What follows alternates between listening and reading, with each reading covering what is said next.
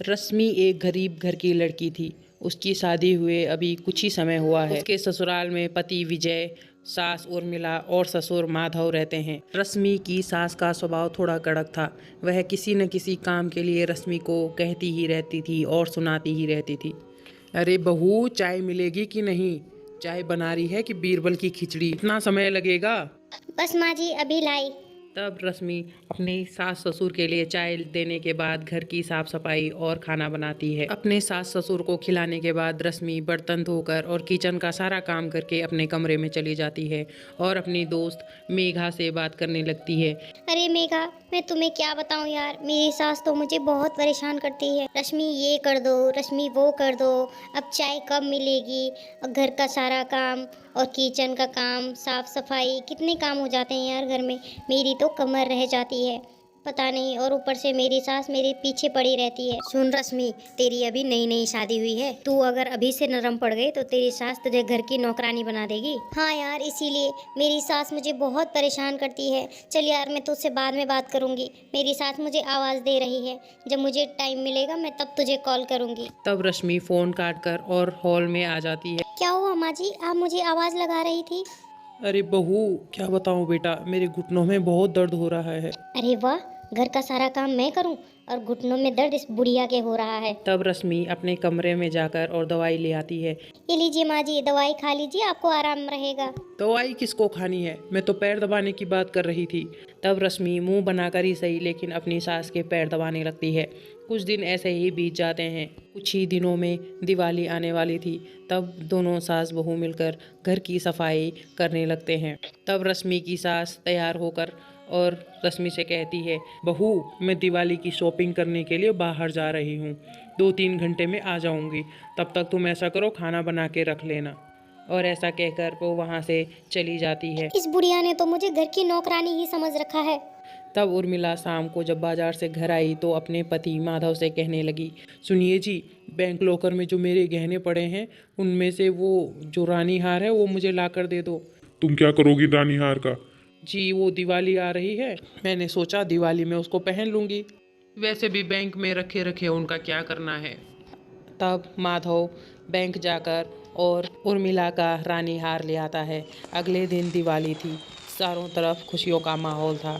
तब सभी लोग अच्छे अच्छे कपड़े और गहने पहनकर तैयार हो रखे थे। अरे उर्मिला, तुमने वो अपना रानी हार और गहने नहीं पहने हैं क्या? अरे, अब मैं इस उम्र में ये इतने भारी गहने और वो हार पहनकर भला क्या करूँगी। बड़ी अजीब हो तुम, पहले खुद ही बैंक से मंगवाती हो और फिर पहनती भी नहीं हो। तब सभी लोग आराम से बैठकर लक्ष्मी पूजन करते हैं। थोड़ी देर बाद घर के दरवाजे की बेल बजी। तब रश्मि ने जैसे ही दरवाजा खोला। ये लीजिए मैडम, ये आपके लिए दिवाली गिफ्ट है। दिवाली गिफ्ट? ये किसने भेजा? तब रश्मि ने जैसे वो गिफ्ट खोला, उसमें एक गाड़ी की चाबी थी। वह खुश होकर और दौड़कर जैसे ही घर के बाहर आई तो उसने देखा एक चमचमाती हुई लाल कलर की गाड़ी उनके घर के बाहर खड़ी है। तब रश्मि के ससुर माधव और पति विजय भी घर के बाहर आ जाते हैं। रश्मि गाड़ी को देखकर बहुत हैरान थी। उसे समझ नहीं आ रहा था कि इतना महंगा तोहफा उसे दिया किसने है। तभी उसकी सास उर्मिला हाथों में पूजा की थाली लिए बाहर आती है। चलो बहू, अब गाड़ी की पूजा कर लो। माँ, इसका मतलब ये गाड़ी, हाँ, ये मेरी तरफ से मेरी बहू के लिए दिवाली का तोहफा है। पर माँ, इतना महंगा।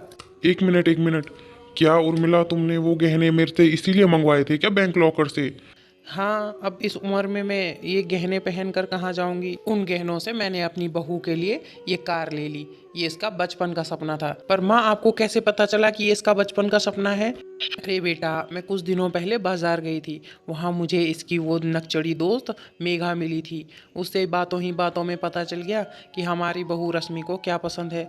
तो उसने बताया कि रश्मि को बचपन से ही गाड़ी का बहुत शौक था। फिर वो शादी करके हमारे घर में आ गई और तेरे पास भी बाइक है। तो मैंने सोचा क्यों ना अपनी बहू का सपना पूरा किया जाए और उसके लिए गाड़ी ले ली जाए। इसलिए मैंने उसके लिए गाड़ी खरीद दी। ये सुनते ही रश्मि के आंखों से आंसू आने लगे और वह अपने सास के गले लग गई। तब रश्मि ने गाड़ी की पूजा की। विजय बेटा, हमारे घर की लक्ष्मी के शुभ कदमों की छाप अब अपनी गाड़ी के ऊपर लगा लो बेटा। बहू हमेशा घर की लक्ष्मी होती है। अपनी माँ के ऐसा कहने पर विजय रश्मि को गोद में उठाता है और रश्मि के पैरों को कुमकुम की थाल में डुबोकर और उसके पैरों की छाप गाड़ी पे लगा देता है। ये सब देखकर रश्मि की आंखें भर आती हैं और वह अपनी सास से कहती है, माँ जी, आज आपने मेरा बचपन का सपना पूरा किया है। आप सचमुच बहुत अच्छी हैं माँ जी। आप सबसे अलग हो और सबसे अच्छी हो। मैं न जाने आपके बारे में क्या क्या सोचती रही, लेकिन आप तो मेरी माँ से भी बढ़कर निकली। बहू सास भी तो माँ ही होती है ना बेटा, और एक माँ अपने बच्चों का सपना पूरा करने के लिए कुछ भी कर सकती है। उस दिन के बाद से रश्मि का अपनी सास के प्रति नज़रिया बदल गया और वो दोनों साथ साथ एक घर में बहुत प्यार से रहने लगी। सीख, सकारात्मक विचार आपकी सोच बदल देंगे। Like, comment, share and subscribe.